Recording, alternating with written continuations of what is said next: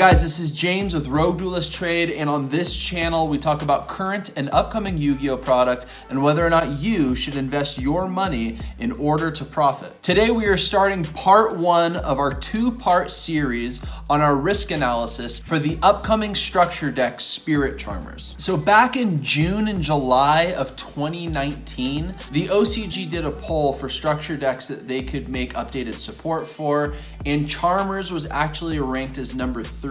So already you know it's a fan favorite deck because it scored very highly, at least in the OCG for the poll that was done. And we have some pretty cool new support cards, but I think the best thing about this product is the meta relevant cards that are being reprinted in it, at least based from what we know from what was reprinted in the OCG. So again, guys, we are doing a two-part risk analysis series. This is part one. Make sure you look out for part two. It should come out the very next day after this video. But for today's video, we're gonna score the first two metrics of our risk analysis, which is chase cards and buyouts that are happening right now in the marketplace, likely because of this product. But guys, before we jump into our part one video, I wanna quickly touch on the Patreon that I have been talking about in all of my videos, and I did a big reveal in my last video when I went over ratios from Rise of the Duelist. If you would like to see that in more detail about the Patreon, click the link that's popping above my head right now. So guys, there's two really big facets about this Patreon. First off, it's the very first Yu-Gi-Oh! Investments Patreon,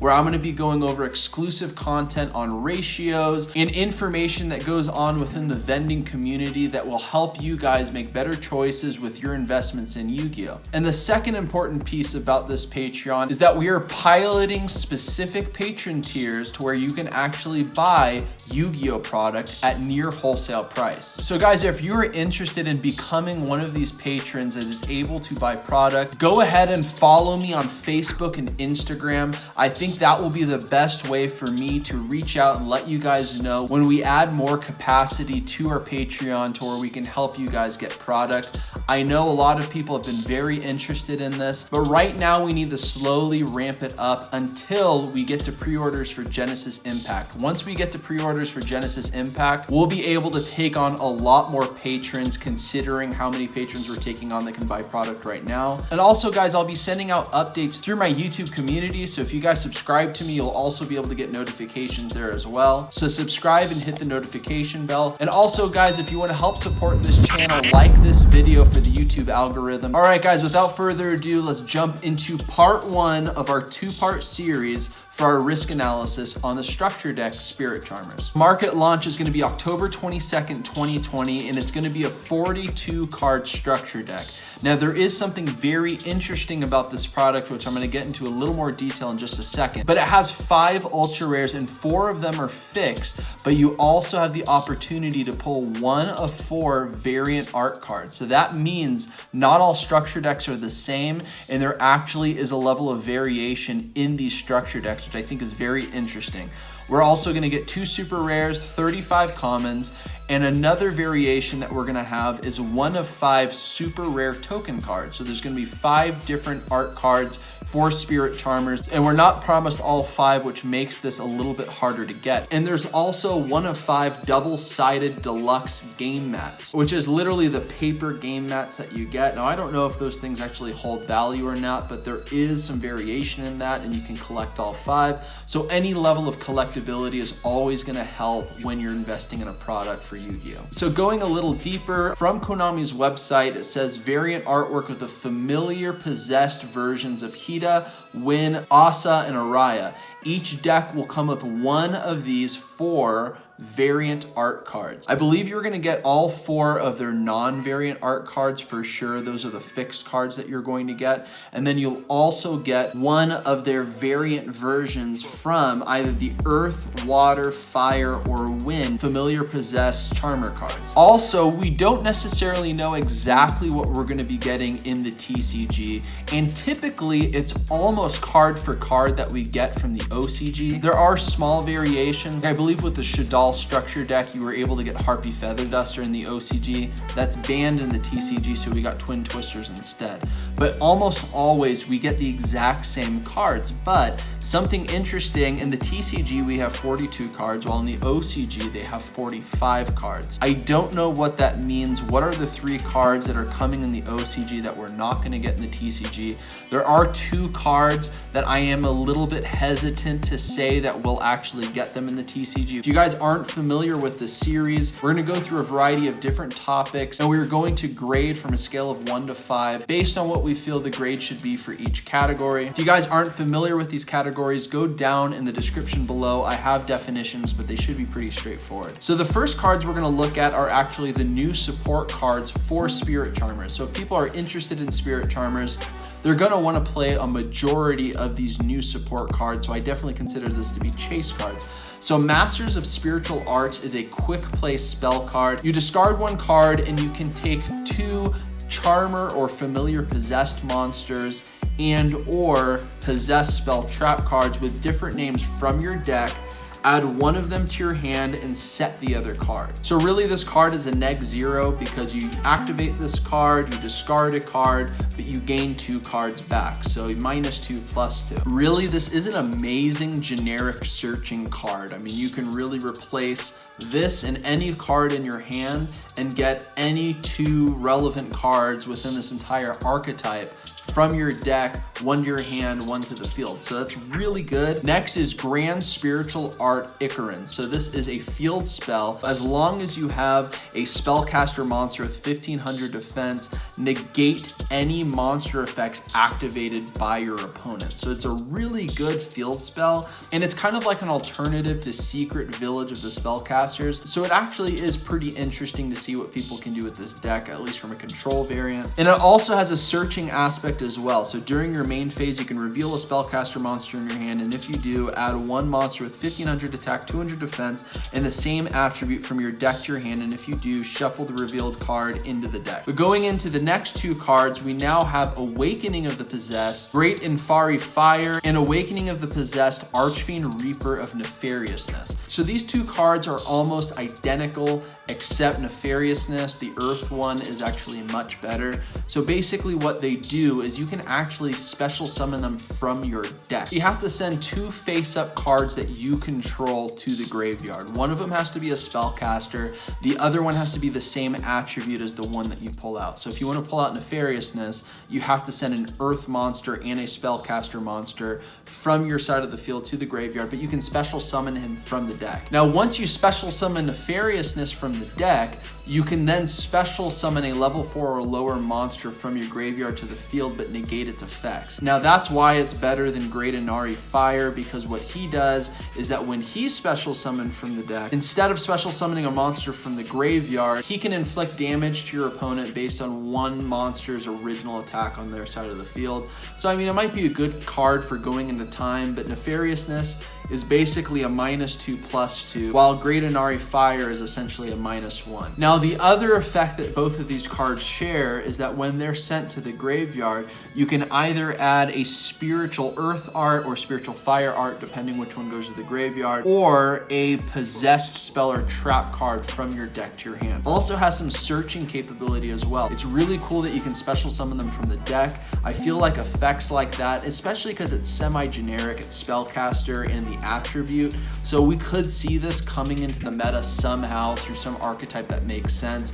I do know that Charmers can actually be an engine within Dragma, because I believe Ecclesia happens to be a spellcaster with 1500 defense. Do you want to play a Charmer engine or do you want to play an Invoked engine? Like, which engine is better? But maybe something could come out of this. Next is Teamwork of the Possessed. It's a trap card for the archetype. So one thing that I like about it is that it is a generic spellcaster with 1500 defense. Again, that works with Ecclesia if you want to play this in Dogmatica. And also if you have 2 attributes on the field, which is very easy with this archetype, you can pop a card card. And then it also has some searching capability to where you get some recurrence if you can banish it from your graveyard, add a card to your hand. So it kind of is a +1 in that aspect because that card's already in your graveyard. I like it. It's a good card. It's a normal trap card. In most cases can be a little bit slow. It really depends on what kind of card you can bring out and what kind of combos you can facilitate maybe on your opponent's turn. So that's really it for the new support cards for this archetype. Now, one card that I thought was interesting, and I'm calling it a potential chase card, is Heatwave. Now, I'll be completely honest, I did not know that this card existed. It's very old and there's only one printing of it unless you look at speed duels. Basically what this card does is you have to activate it at the beginning of your main phase, and when you do that, neither you or your opponent can normal summon or special summon effect monsters for the rest of the turn until your next draw phase. If your opponent has a predominantly monster heavy base strategy that's based on their effects, they basically have to pass their turn. But I feel like Heatwaves is actually a very good card. The only downside about it is that if you're not going first and you don't pull it turn 1, it could just be a dead card in your hand. But this hasn't seen a reprint. I think it's hitting like the $3 range or something like that as a rare. This getting a reprint, it could be pennies, could be 80 cents, could be $1. And when you're spending $10 MSRP for a structure deck, I think that's a good card to have. All right, so here's pretty much the best card that is potentially being reprinted. This is what came in the OCG, is Evenly Matched. Evenly Matched has 3 printings right now. I believe 2 are secret rare, 1 is ultra rare. And I think the ultra rare is about 20 bucks right now. The secret rares are about 30, 35 bucks. So getting a common printing in a structure deck not only will help drive down the price of all the previous printings, I see this probably in most formats unless it gets banned or something like that. But having Evenly Matched is amazing. I'm looking forward to it especially. And Solemn Warning has a ton of reprints already, but none of the reprints I think are under $1.70. So I'm calling that out because there's a lot of common reprints already. So this one coming out, it could be worth $1. That could pay for a 1/10 of the entire structure deck if this comes out as $1. Evenly Matched could be like $2, $3. I really don't know. It's hard to see, just kind of like a very hard fall, but it is gonna be a common. That's definitely a card that is gonna uphold the set probably the most. And then we're also gonna be getting Effect Veiler. Again, Effect Veiler has a lot of reprints like Solemn Warning, but just like Solemn Warning, I don't believe any Effect Veilers, even the common prints from structure decks, are under $1.70. And Metaverse is the same as well. I don't think there's any printings under like $1.50, and there's a lot of common printings of Metaverse as well. Now these are the cards, you can see question marks that I was mentioning in the beginning of the video. I am a little hesitant that these cards are actually going to come in this product. There's 3 more cards in the OCG structure deck than the structure deck that we're getting, unless I'm missing something. But Dark Ruler No More came out of the 2019 Megatins. I don't know why I'm having a hard time to believe that this could actually be reprinted in the structure deck, but obviously I'm calling it out because if it is in this structure deck, then this structure deck is amazing for everything outside of the Spirit Charmer cards. I mean, you're gonna be getting so much meta potential out of this structure deck if Dark Ruler No More's in it. And Witchcrafter Golem Aruru was just printed in Rising Rampage last year when it was confirmed to be reprinted in the 2020 Megatins. So I'm kind of having a hard time that it's gonna be in the Megatins, and then like a little bit more than a month later, 2 months later, it's then gonna be reprinted in the structure deck as well. Seems kind of bizarre, but maybe it's possible. It's very good for the archetype, it works very well. So overall, really the Spirit Charmer cards are kind of lackluster, and the reason why is because the archetype or the set of archetypes that work together, they just don't really lead anywhere. You really have to use it as an engine for it to really do anything. But it's not bad. The support cards are good. It's really hard to make Spirit Charmers really make sense, at least in my mind. But the cards that are coming that are very meta relevant, like Evenly Matched, Solemn Warning, Effect Veiler, Dark Ruler No More, potentially. Again, guys, we're looking at this as potentially because of what's coming in the OCG. I went ahead and put this as a 4. I'm gonna call it high. All right, so the last metric for this video is current card support buyouts. And I'm gonna be completely honest, I had to dig very deep, as I've said in other videos, to really find something, at least for the structure deck. I've looked at a bunch of deck lists. I'm looking at what people are playing with Charmers. It's really hard to associate specific cards that are going up in value because of the Spirit Charmer structure deck. The only cards that you really can attribute are the Charmer relevant archetypes. So first, let's look at Hita, the Fire Charmer Ablaze. This card has 2 printings. I believe one's a rare, and then it has a super rare out of the OTS 10 pack. This card has actually seen some good fluctuations. It's actually been meta relevant in the past. It was sitting at about $2 just in May, but around June 22nd, 2020, it shot up by more than double to $4.43. Now that's very significant, at least from a percentage increase perspective. It has gone down since then, but it has found a new high, because right now it's sitting at about close to $3. The low right now is $2.47. Highest is $26.55. Average is $4.06. I feel like these fluctuations does show people getting interested in the archetype, buying it, and then more people kind of start flooding the market because they see prices go up. That's why you see these fluctuations. Next is Dual Terminal 6B, which is a parallel rare of Hita, the Fire Charmer. Interestingly enough, this card kind of shot up in value. It was at $1.50 just back in like early June, and then it shot up to $3. Now this is the low price. I usually always go over the average price graphs, but I figured out that I can actually change it to lowest price. I feel like that's actually more helpful. So the lowest is $2.91 right now. Highest is $6.82. Average is $4.30. So this card has found a new floor because again, it doubled in its value from $1.50 to now about $3. Next is a card that is actually kind of too soon to say buyouts, but I think it's very interesting to see the price of this card out of the door. Win the Wind Channeler came out of Rise of the Duelist as a super rare. She also has a prismatic rare. I'm not going over the prismatic. Her price out of the door was $1.70, and that was probably its release price. But obviously there was such a demand that even as a super rare, it shot up to $2.68 in like 2 days. And that is a very significant percentage considering that was at about $1.70. And it hasn't gone back down to $1.70. It's right now chilling at about $2.91 as a low. So it's actually gone up even since then. Highest is $6.82. Average is $4.30. These are the only 3 cards that I could see anything significant for me to show you guys. Everything else was really in a stasis, or if anything has gone down in value, even cards that are in support of the Charmers.